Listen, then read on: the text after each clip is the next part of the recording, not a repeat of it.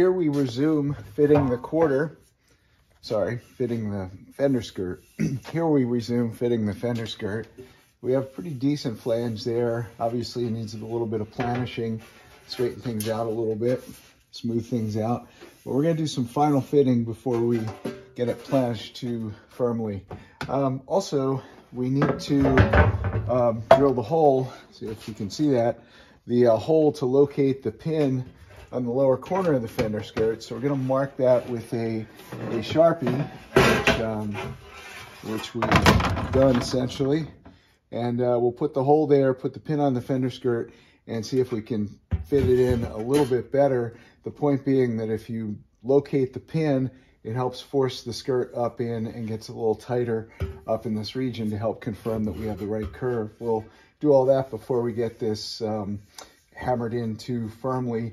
Also did need to do a little bit of dressing here, beating this with the hammer and dolly a bit to stretch that to help move this out. So as this part stretches, this part goes in a little bit and better complies to the shape of the fender skirt. Anyway, let's see how we make out making the hole here.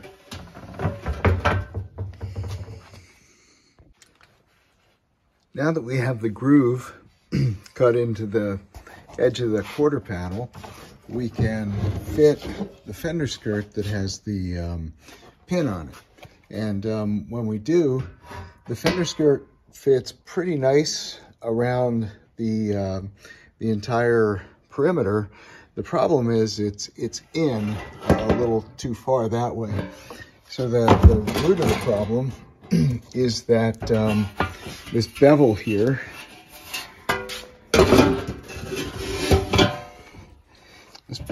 it's just a little, this face needs to be a little thinner. The bevel needs to be in a little deeper. So what I need to do is grind this a little bit thinner where the mark is, so that will stretch and it will, and then I can move the flange, if you will, move that in a fraction of an inch, less than a 1/16 of an inch. And that should allow the fender skirt to fit farther out, more flush with the outside of the quarter panel. That's gonna require a little bit of hammer and dolly work after I thin this out. I don't know if I can use the stretcher on it because this does have a curve to it and the stretcher will flatten that out.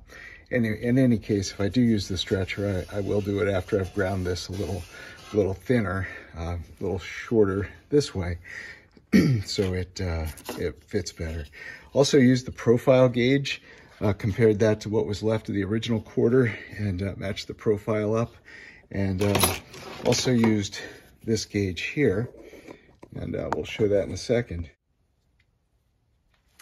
So we've bent the edge nicely. You can see we've shortened it up and curled it around nicely. Fits the edge of the fender skirt pretty well. A little fatter here, but that's not significant. We have the pin reinstalled on this beat up fender skirt, and we're going to put it together. And we can see on the underside, we've got our bends pretty good, that the skirt clears. Hopefully that's visible. And we can see from this angle that it fits pretty tight up in there, fits pretty tight along here. Problem though is the shape right here is a little fatter than the factory fender skirt. I realize that this skirt has a crease in it, but when I try the other one, this profile is just a little bit too proud. Not quite sure how to fix that, short of cutting this and cutting here and trying to shrink that. Probably do more harm than good. So I think I'm gonna have to try and live with this little bit of fatness here. I'll let you know if I come up with a better solution. The fit across the top, both here and on the car, is good. So I think the next step would be to take the front part of the quarter panel, right here, replacement quarter panel, which has a similarly fat and flat edge right here. And I think we begin to shape this to match the front of the fender skirt and kind of line up the quarter panel off the car and see if we can get the skirt fitted nicely before temporarily fitting the quarters to the car and working on the attachment points for the skirt. One other minor point, when I did make the groove here to mount the pin, I made it a little bit too high, and you know, better too high than too low to force the skirt up in place. What I did on this fender skirt, I've put some, because this one was already loose, I've put some spacers in there, some nuts in there to essentially raise the pin, and then I don't have to elongate the groove just at this point. So this fender skirt fits reasonably well in all the right areas. You might think because this is kinked, has this gash in it, that that's why it doesn't fit here. But the other fender skirt, it doesn't have the gouge in it. That, while it doesn't fit tight at the top because the groove's in the wrong place, it we still have that contour problem right there. So I think I will be elongating the groove and use this skirt for final fitment. Of course, this skirt doesn't have the rubber on it anymore either, so it's a little bit better gauge for the shape initially, but it's not as good a model as the one that still has the gaskets on it. This skirt's probably what I'll use when I refinish the car, because it's clearly in better shape than the other one. So I've got this edge set up pretty nice. We've got it planished in reasonably well all along here. It fits to our profile gauge pretty nicely. Anyway, there you go. And the fender skirt fits reasonably well. Let's try and do a brief demo here. So off the car, you can see that the fender skirt fits pretty nicely along that edge. Out towards the back there, pardon my one-handedness here, you can see it fits reasonably well. Still a little fat right here, but I think that's what we're going to have to live with given the shape of the aftermarket panel. Once everything's crimped on the car, we might be able to fine-tune it a little bit further, maybe move the pin around a bit. The shaded areas where I have a little bit of a high spot, going to use a shrinking disc in a little while.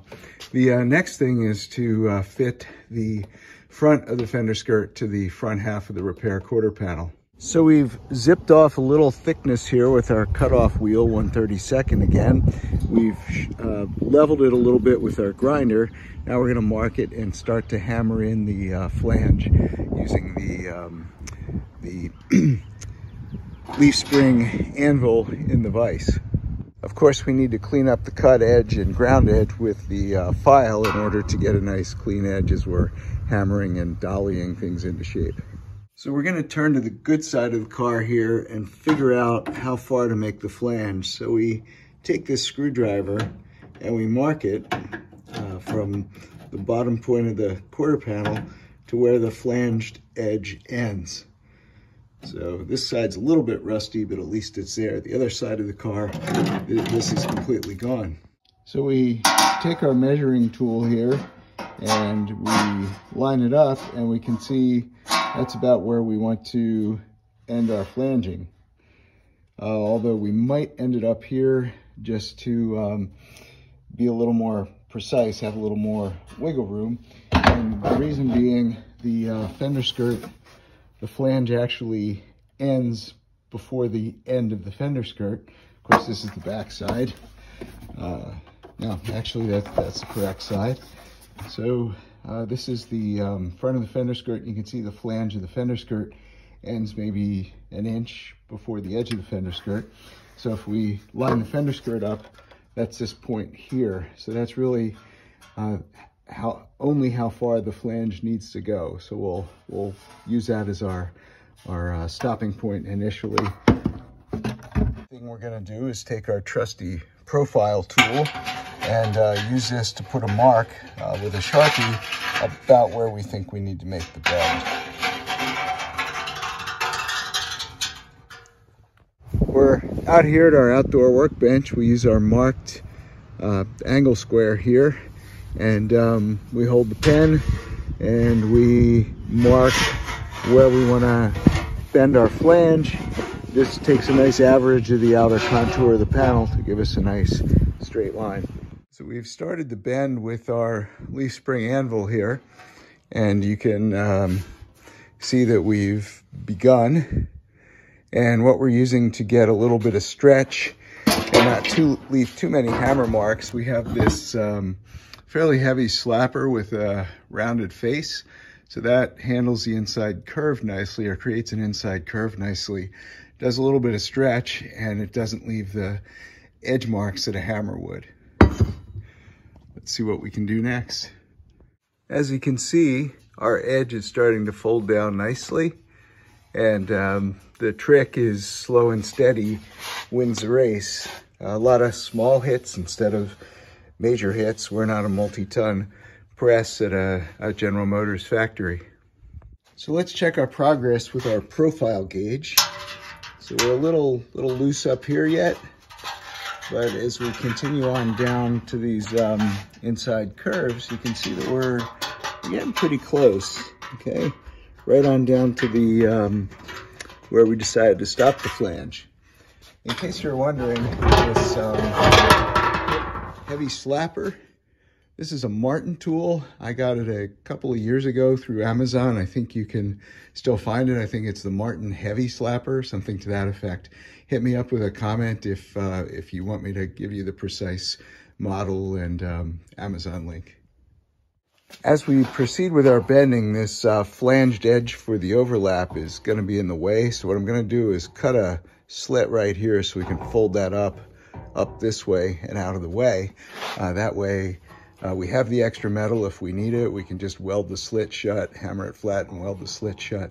But I think it's going to be in the way as we try and line up the flange with this panel and the other half of the quarter panel up here. See how this lines up now. Hey, look at that. Not too shabby. And let's see if we can look out from the other side. And here's the look from the other side. Not too shabby. You need to planish out the edge a little bit, but it looks like it lines up pretty good. So with the aid of a few vice grips, a couple pieces of 2x4, and some C-clamps, we seem to have done a mock-up of the quarter panel and the fender skirt. So it looks like it's a reasonably good fit.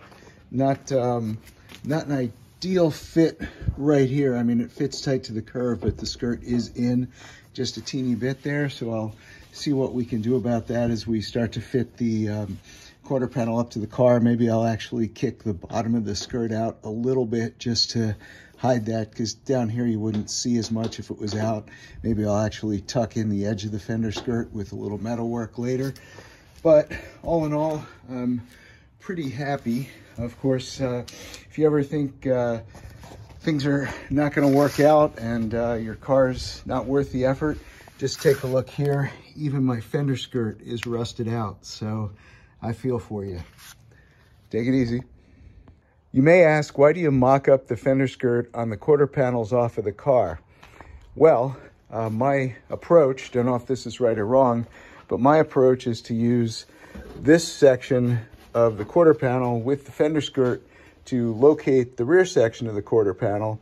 And then once the rear section of the quarter panel is tacked in, then of course I'll begin to cut up here and fit the front piece of the quarter panel. Tentatively, I'm probably going to seam it down here. Of course, I have to get the rest of this trim off and inspect how good or bad it is underneath to decide how much of the new metal to use. I'm a believer to use as much of the original car as feasible. Of course, you want to avoid pinholes sneaking up later, so you don't want to be too conservative with cutting up the original car.